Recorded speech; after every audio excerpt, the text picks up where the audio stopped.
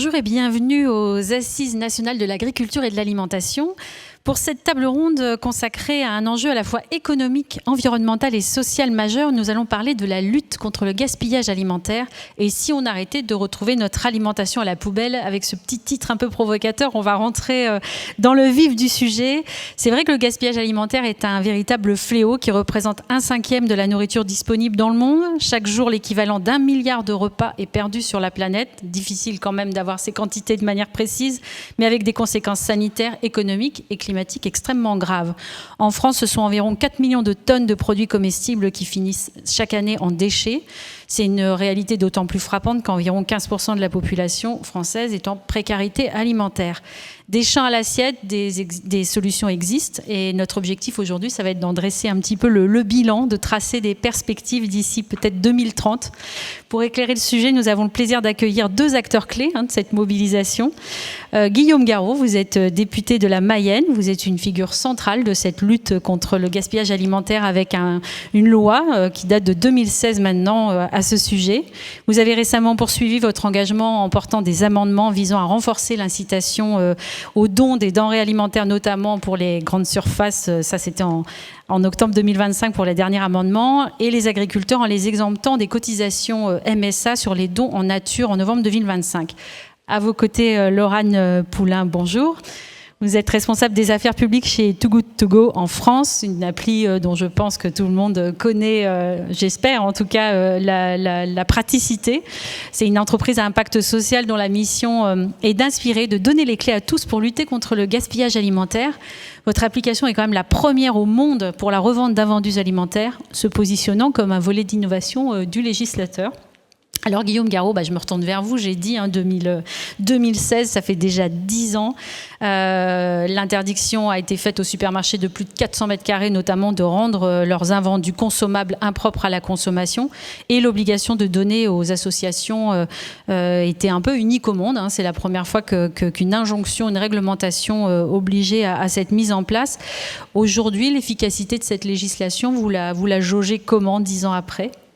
Positive. Oui. Parce que, en effet, vous l'avez dit, nous avons été le premier pays en Europe et probablement au monde à légiférer contre le gaspillage alimentaire. C'est vrai que jusqu'au début des années 2010, il n'y avait pas de politique publique contre le gaspillage alimentaire. Et ce que nous avons fait, je dis nous, parce que c'était un travail collectif avec l'ensemble des acteurs de la lutte contre le gaspillage alimentaire, avec les assos, avec les grandes surfaces, avec les associations de solidarité, avec les collectivités locales, nous nous sommes dit comment on peut être efficace contre le gaspillage alimentaire. Et on s'est dit la première chose à faire, c'est la prévention. Éviter de produire des invendus ou des surplus qui finissent à la poubelle, parce que quand on y réfléchit, c'est délirant de se dire qu'on produit pour jeter. Il n'y a rien de plus déprimant. Et puis on s'est dit, qu'est-ce qu'on peut faire de tous ces invendus ? Eh bien, donnons-les. Et c'est en effet le cœur de notre loi de 2016, donner plutôt que jeter, avec ce principe que vous avez rappelé. On ne peut plus détruire de la nourriture consommable. Alors 10 ans après, ça fera bientôt 10 ans, au mois de février prochain, le bilan, c'est votre question, je disais, il est positif. Parce que maintenant, on se dit que lutter contre le gaspillage, c'est une évidence. Personne ne se dit je vais gaspiller. Tout le monde se dit non, je prends ma part contre le gaspillage alimentaire. Est-ce que pour autant on a suffisamment avancé ? La réponse est non. Il faut continuer à se battre, mais il faut donner les outils aux uns et aux autres. Aux jeunes générations, ils sont nombreux à nous regarder et à être présents aujourd'hui, comme à toutes les générations, de combattre le gaspillage alimentaire.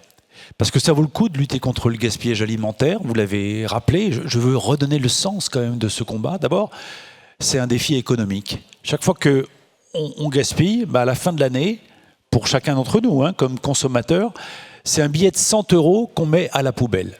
Ça, c'est l'équivalent de ce qu'on gaspille chaque année comme consommateur. Donc, contre le gaspillage alimentaire, ça vaut le coup de se mobiliser, on est d'accord.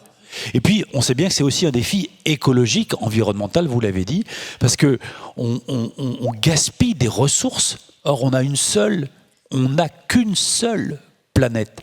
Et on gaspille des ressources naturelles pour que ça se termine à la poubelle. c'est pas entendable. Et puis enfin, je trouve que c'est un défi éthique, philosophique. Parce que produire pour jeter, c'est finalement très déprimant quand on y réfléchit bien. Et dans une société qui a besoin de retrouver du sens, des repères, lutter contre le gaspillage alimentaire, finalement, c'est très concret. Et ça redonne du sens à nos actes élémentaires de la vie quotidienne. Se nourrir, bien se nourrir, faire en sorte que chacun puisse se nourrir avec de la qualité. C'est ça le combat qu'on mène lorsqu'on lutte contre le gaspillage alimentaire. Donc ça vaut le coup, en effet, de tous s'y mettre. Puis on a vu que ça avait en plus une force extrêmement positive, notamment pour les grandes surfaces qui, au départ, peut-être s'y sont prêtées, je ne sais pas, doucement. Mais en tout cas, aujourd'hui, quand vous dites que ça a un impact, ils utilisent leurs propres données on a reversé, on a donné aux associations, finalement, comme une valeur un peu de RSE, une marque employeur. Donc ça a été réapproprié. Tant mieux. Oui.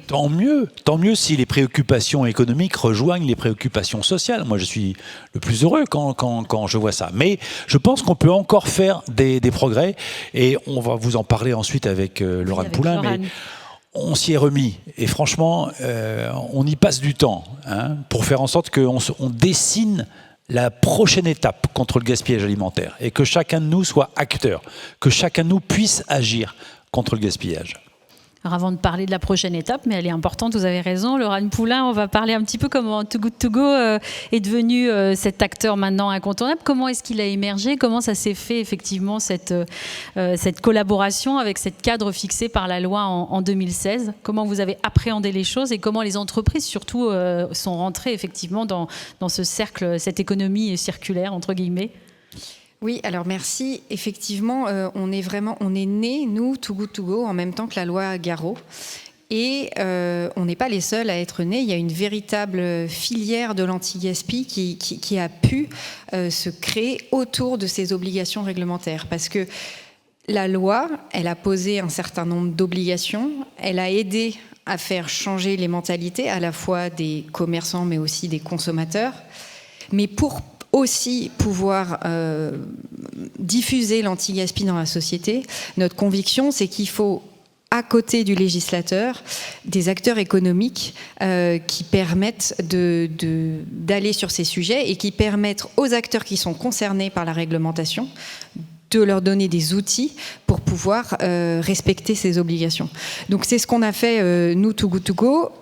On n'est pas les seuls, encore une fois. Et puis, ce qui est peut-être intéressant, c'est de voir qu'en 10 ans, de la même façon qu'il y a eu du chemin qui a été fait chez tous les acteurs, dans cette filière aussi, on a beaucoup innové. Too Good To Go, vous le disiez, et c'est un acteur très connu sur son produit de lancement, qui est un produit de bon sens, où l'idée, c'était de mettre en relation des commerçants qui avaient des invendus à la fin de la journée et des consommateurs à proximité pour la vente à prix réduit de ces invendus. Ça, c'est aujourd'hui ce qu'on connaît de Too Good To Go. Aujourd'hui, nous, on a décidé, parce qu'il y a eu cette émulsion autour de l'anti-gaspi et ce véritable marché qui s'est créé, on essaye de plus en plus d'être l'acteur qui va conseiller nos partenaires sur le gaspillage alimentaire et travailler avec eux là-dessus. Alors ça passe par 2 choses. Ça passe par s'adresser aux plus grand nombre possible d'acteurs de la chaîne alimentaire. Donc on a commencé avec la distribution. La question aujourd'hui, c'est comment on remonte la chaîne de valeur pour s'attaquer à d'autres gisements du gaspillage alimentaire. On travaille notamment depuis quelques années avec les industriels, où là on a développé une autre activité avec donc un autre modèle pour pouvoir essayer de s'attaquer à ce maillon de la chaîne-là. Et l'idée, c'est de remonter le plus possible la chaîne et de s'attaquer à des acteurs pour lesquels le produit initial est un peu plus compliqué. Je vous donne un exemple. Typiquement, il y a aujourd'hui, c'est un bel exemple, il y a tout ce qui est traiteur événementiel, restauration collective, où là, vous avez des enjeux qui sont énormes et beaucoup plus, qui rendent plus difficile de sauver des invendus que pour la distribution, où vraiment le concept était très simple. Et ben, c'est notre métier d'innover pour trouver des solutions pour s'adapter à tous les modèles économiques. Ça, c'est la première partie de ce que a fait ce marché anti-gaspi. La deuxième partie, c'est essayer de donner de plus en plus d'outils pour réduire le gaspillage alimentaire. Un exemple important que nous on travaille chez Too Good To Go avec nos partenaires de la grande distribution, là encore, c'est de pouvoir identifier les produits à date courte dans les commerces, parce qu'aujourd'hui cette information elle est très difficilement accessible, elle n'est pas numérique, donc c'est un travail manuel.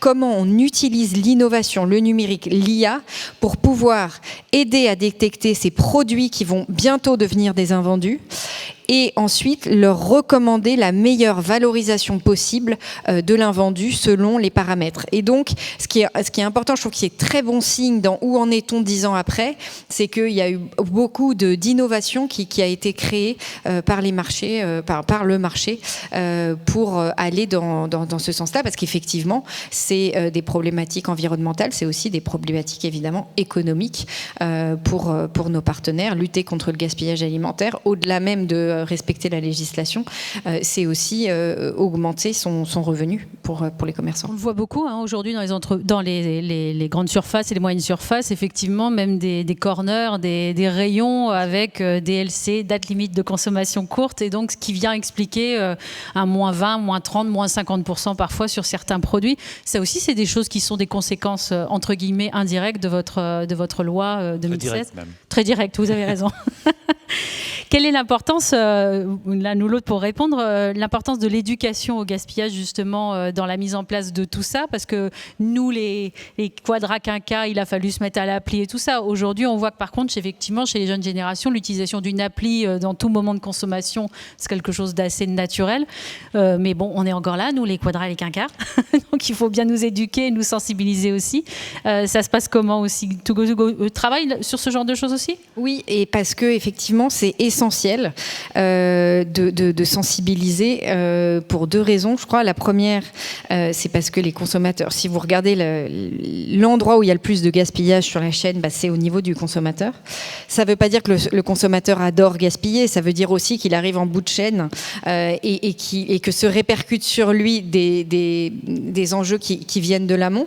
Mais donc c'est un vrai point qui est très difficile à attaquer, le gaspillage alimentaire au niveau des consommateurs, mais c'est aussi très important parce que c'est finalement eux qui ont le pouvoir de faire changer les choses, les consommateurs. J'entendais ce matin les débats, c'est la problématique sur l'alimentation durable, c'est aussi d'accompagner le consommateur, de répondre à ses demandes. Et donc si le consommateur dit moi le gaspillage alimentaire c'est important pour moi, et alors la production, l'industrie va suivre le rythme. Donc c'est pour ça qu'on travaille beaucoup là-dessus. Il y a deux sujets sur lesquels on travaille. D'abord la problématique des dates de consommation. Effectivement, vous mentionnez DLC, ça s'oppose à DDM, date de durabilité minimale. C'est un jargon qui est assez technique pour en fait des choses qui devraient être de bon sens, qui n'existaient d'ailleurs pas à l'époque de nos grands-parents. Vous parlez des quinquas, mais en fait, si vous parlez aux personnes qui ont 80 ans, ils vont vous dire mais pourquoi a-t-on besoin de dates pour savoir ce qu'il faut jeter ou pas? Mais donc ces dates, elles sont trop difficilement compréhensibles par le consommateur.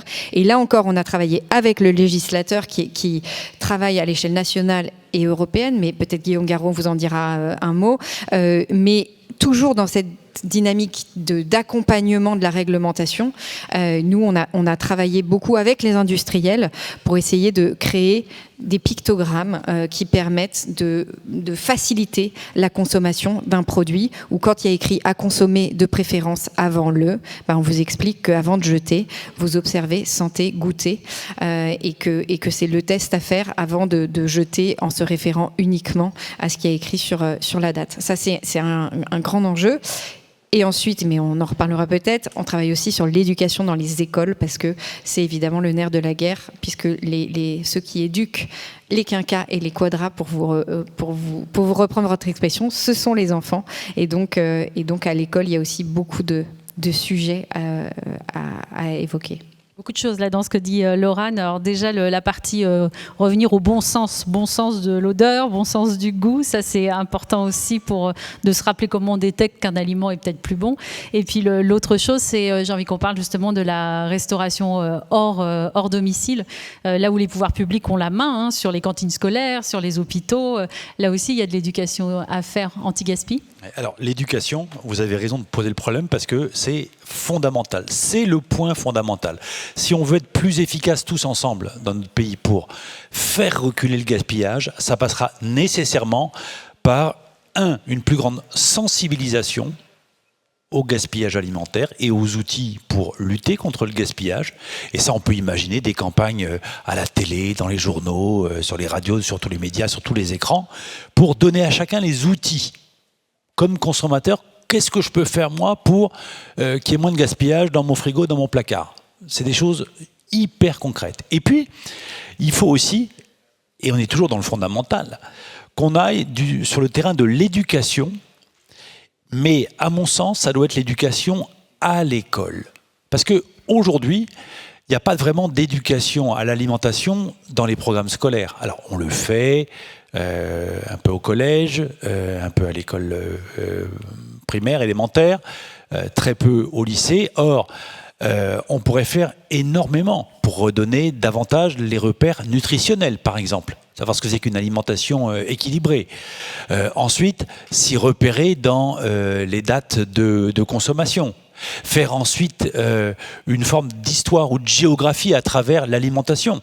Où est-ce qu'on cultive le blé ? Voilà, dans quelle région du monde, pour comprendre d'où vient l'alimentation. Donc cette éducation à l'alimentation, ça peut être formidable. Et franchement, on aborde plein de sujets, plein de domaines, et c'est vraiment donner à chacun les outils de sa responsabilité, comme on est un consommateur responsable vis-à-vis de son alimentation, et donc un citoyen responsable. Ça, j'y crois profondément, mais il faut qu'on arrive à convaincre l'éducation nationale et les gouvernements de faire ce qu'il faut pour que les programmes scolaires soient enrichis, modifiés en fonction de ça. Mais il ne faut pas être schizophrénique et avoir du coup dans la cantine des produits de saison si on explique qu'il faut manger des produits de saison. Exactement. On doit avoir un peu de logique. Ouais. Et on doit, pour être efficace, il faut donc qu'on soit cohérent, c'est votre mot, vous avez complètement raison. Il faut que tout le monde suive.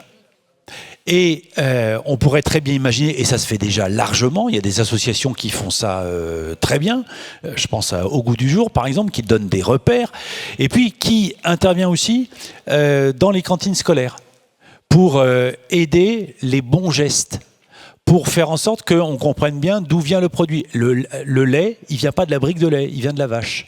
Vous voyez, c'est élémentaire ça, hein. Mais c'est bien de transmettre tout cela. Et puis il faut faire tout ce travail à la cantine, puisqu'on parle de la cantine, le restaurant scolaire, pour que par exemple on ait les bonnes portions. Voilà. Pourquoi servir des grandes assiettes quand on a des petites faims? Voilà. C'est du concret, ça aussi. Voir comment on gère, entre guillemets, le pain.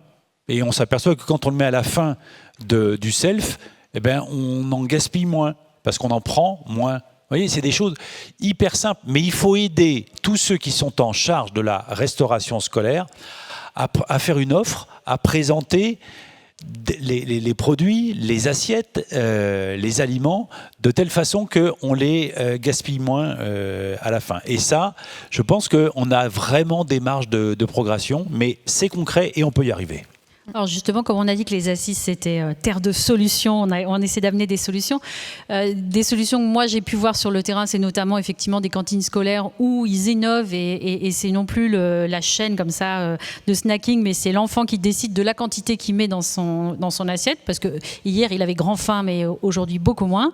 Est-ce que vous avez des exemples comme ça d'innovation ou de bon sens, ou des innovations un peu sur les territoires qui ont pu être mis en place et qui pourraient être duplicables sur l'ensemble de territoires? Vous avez des petites choses à nous donner comme exemple? Alors, franchement, il y en a très nombreuses communes de France. Je vous disais qu'il y a des associations qui interviennent. Je citais Au Goût du Jour.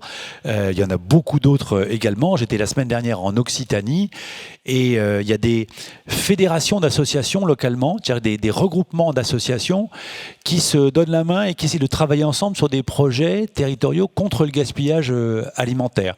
Alors un tel intervient dans les cantines scolaires pour former les enfants, mais aussi former les adultes, ceux qui sont en cuisine, ceux qui sont en service, ceux qui font aussi les commandes, les achats publics. Et c'est un travail cohérent, on le disait, qu'il faut avoir. D'autres interviennent aussi auprès des agriculteurs, auprès des transformateurs, bref, tous les maillons de la chaîne alimentaire. Et c'est ça qui va nous permettre d'avancer vraiment. Et un mot, si vous le permettez, parce qu'on a plein d'idées. Là, franchement, et si on interroge tous ceux qui nous regardent, ils ont aussi plein d'idées. On a fait voter cette loi, j'ai fait voter cette loi en 2016 contre le gaspillage alimentaire. Ça a été la première étape en France, la première loi, je le disais, en France, en Europe et probablement dans le monde. On est 10 ans après. Qu'est-ce qu'on peut faire? Vers où on peut aller? Comment on peut être plus efficace tous ensemble? On travaille en ce moment avec Laurent Poulain et avec beaucoup d'autres, avec des dizaines d'autres, on est plusieurs centaines, à travailler sur les états généraux de la lutte contre le gaspillage alimentaire. Pour dire, voilà, on est en 2025, bientôt en 2026, et qu'est-ce qu'on se donne comme objectif pour avoir fait reculer durablement le gaspillage à l'horizon 2030? Donc, qu'est-ce qu'on fait les 5 prochaines années contre le gaspillage alimentaire? La réponse, vous l'aurez au début de l'année prochaine. Non mais je vous le dis. Les états généraux, c'est normal parce qu'on est en plein boulot, on est en plein travail. Et peut-être, donc l'initiative, elle a 2 volets. Elle a ce volet de mettre tout le monde autour de la table pour évoquer ce qui marche pas, essayer de prendre les bonnes pratiques et d'au contraire corriger ce qui va pas dans le bon sens. Et de l'autre côté, vous parliez des initiatives, des solutions concrètes. On a un tour de France de l'anti-gaspi qui est justement là pour sortir des débats qui sont nécessaires, mais leur ajouter une dimension pratique de voir sur le terrain ce qui marche. Donc c'est comme ça qu'on va concrètement dans les cantines, chez des gens qui travaillent avec les industriels, dans les banques alimentaires, dans des entreprises du marché de l'anti-gaspillage. Et l'idée, c'est de voir aussi que toutes ces réflexions, elles alimentent des solutions concrètes sur le terrain et qu'il faut pouvoir passer à l'échelle. Donc il y a vraiment 2 volets à ces travaux. Alors j'entends bien, ça c'est pour la partie du législateur aussi et pas que, oui. Pas que. Mais ce qui m'intéresse aussi, c'est de savoir au niveau des entreprises, est-ce que vous allez pouvoir avoir des leviers? Parce qu'on est face à 2 choses. D'un côté, il y a le RSE, les valeurs RSE qui deviennent effectivement des vrais leviers pour les entreprises pour jouer contre le gaspillage alimentaire. Et puis de l'autre côté, il y a de plus en plus d'entreprises qui sont un petit peu épinglées pour du greenwashing. Comment on lutte aussi contre ça pour arriver à trouver le bon équilibre? Ce sera aussi abordé dans vos états généraux? L'agenda 2030 qu'on est en train d'écrire, de coécrire à plusieurs mains, il visera à mettre chacun devant ses responsabilités, donc à prendre des engagements. Chaque famille d'acteurs ira à prendre des engagements pour dire moi je m'engage là-dessus pour faire reculer le gaspillage dans mon domaine de responsabilité, dans mon domaine d'action. C'est vrai pour les producteurs, pour les transformateurs, pour les commerçants, pour les consommateurs et les collectivités. Mais s'il faut que la loi vienne donner un nouveau cadre, on ne va pas hésiter, hein. Franchement, parce qu'on l'a bien vu et on le voit surtout, l'incitation c'est très bien, les engagements c'est parfait, mais parfois, pour faire bouger les choses, on a besoin de mettre un peu de régulation. Voilà. Vous savez, quand j'ai fait ma loi en 2016, j'avais beaucoup de contestation de la part de la grande distribution qui disait « Ah, il va nous mettre des boulets aux pieds, on ne va jamais y arriver, ça ne sert à rien, on le fait très bien sans loi. » Sauf qu'il y avait toute une partie des grandes surfaces qui, à l'époque, n'étaient pas engagées contre le gaspillage alimentaire, mais qui, depuis le vote de la loi, le sont. On fait franchement des efforts magnifiques qu'il faut saluer aujourd'hui. Eh bien, si on peut aller plus loin, on le fera parce que c'est l'intérêt général. C'est comme ça qu'on réussira durablement, je le répète, je le souligne, à faire reculer le gaspillage et à faire que notre pays reste en tête de tous les pays d'Europe et du monde contre le gaspillage alimentaire. Juste pour finir, peut-être un petit mot autour aussi de la notion de précarité alimentaire, parce que c'est un enjeu majeur de notre société. Donc, c'est pas évident de gérer ça par des états généraux, la précarité alimentaire. Non, alors le sujet justement, c'est le gaspillage alimentaire. Si jamais on a pris la décision... Guillaume Garot a pris la décision de travailler sur ça. Et parce qu'en se disant, si on ouvre trop le champ, après, c'est compliqué d'avoir des propositions concrètes sur les deux. Cela ne veut pas dire, en revanche, qu'il n'y a pas de lien entre le gaspillage alimentaire et la précarité alimentaire. Et justement, l'idée, c'est de travailler à comment on articule mieux ces enjeux. Parce que ces enjeux-là étaient moins présents dans le débat public et la réalité était pas la même en 2016 qu'aujourd'hui. Et donc, on a travaillé sur l'anti-gaspi, c'est aussi travailler sur la question de la précarité alimentaire. Et peut-être, d'ailleurs, tout est lié. Vous disiez, le problème, c'est qu'on en a qui disent, bon, c'est un engagement RSE versus leurs intérêts. En fait, et c'est tout notre boulot en tant qu'entreprise sur ce créneau-là, c'est que c'est pas devenu juste une case à cocher dans un bilan RSE, l'anti-gaspi. Et ça marche parce que l'industrie a compris que c'était aussi source de revenus. Ça leur permet aussi de toucher des consommateurs dont la demande a évolué. Et donc nous, typiquement, le marché de l'anti-gaspi, dans 2023, au pic de la crise inflationniste, c'est 30% de plus d'utilisateurs. Donc il y a aussi une demande à laquelle il faut répondre. Et donc tout l'enjeu, c'est de ne pas faire, me semble-t-il, de l'anti-gaspi un enjeu RSE qui viendrait s'opposer ou dans un rapport de force avec des intérêts économiques. C'est vraiment l'idée d'intégrer les deux ensemble pour que ça soit simplement intégré dans le processus de production, de distribution de tous les acteurs. Le lien avec la précarité, il est depuis le début dans notre combat contre le gaspillage. Parce que dans la loi, il y a un article qui est très important qui fait obligation aux grandes surfaces de donner leurs invendus alimentaires plutôt que de les jeter. Ça veut dire que les invendus des grandes surfaces, eh bien, plutôt que d'être mis à la poubelle, alors qu'ils sont complètement consommables, eh bien, ils vont au Resto du Cœur, ils vont aux banques alimentaires, ils vont au Secours populaire, ils vont au Secours catholique et à toutes les associations agréées sur le terrain. Et on permet d'être recuisiné, on permet d'être redistribué. Et ça, c'est un vrai outil de lutte très concret contre la précarité alimentaire. 10 ans après, il faut qu'on regarde bien. Est-ce que c'est toujours efficace? Est-ce que ça marche toujours bien? Est-ce qu'il faut qu'on fasse autrement? C'est toutes ces questions-là qu'on se pose autrement aujourd'hui, avec cette idée qu'on n'a peut-être pas encore tout essayé contre la précarité alimentaire, alors qu'elle continue de grandir dans le pays. Hein. Il y a un chiffre, moi, qui je trouve terrible. Aujourd'hui, il y a près d'un tiers des gens qui nous disent qu'ils ont de la peine à faire 3 repas par jour. Un tiers. Donc il y en a nécessairement autour de nous.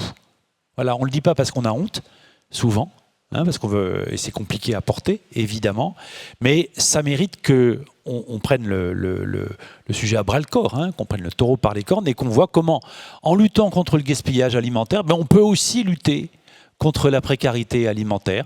Et ce qui a été fait avec Too Good To Go, c'est un outil complètement nouveau. Parce que ça permet à des gens de pouvoir acheter des produits frais de bonne qualité sans se ruiner. Des gens qui n'iraient pas forcément au Resto du Cœur ou dans des associations de solidarité. Voilà, des étudiants, des salariés, voilà. Mais ça permet de faire des économies, de manger tout à fait correctement. Donc, ça compte. C'est ça qu'on va essayer de développer dans l'agenda 2030, avec des nouveaux outils, mais surtout avec tous les acteurs, de telle sorte qu'on soit ensemble plus forts contre le gaspillage alimentaire. Alors juste un dernier mot, parce que vous avez un panier chargé là pour ces états généraux. Savoir juste le gaspillage alimentaire, lutter contre le gaspillage alimentaire, c'est aussi essayer de limiter son impact environnemental. Il faut se rappeler aussi de ces enjeux-là qui sont importants. Peut-être un chiffre, c'est 10% des émissions de gaz à effet de serre, le gaspillage alimentaire. Donc 10%, c'est quoi? C'est l'ensemble des ressources, ce que disait Guillaume Garot en introduction, des ressources qui auraient été nécessaires pour produire de la nourriture qui est in fine jetée. Et c'est d'ailleurs, il y a des rapports qui disent que l'action numéro 1 contre le changement climatique, c'est la réduction du gaspillage alimentaire. Donc tout le monde est d'accord sur le constat.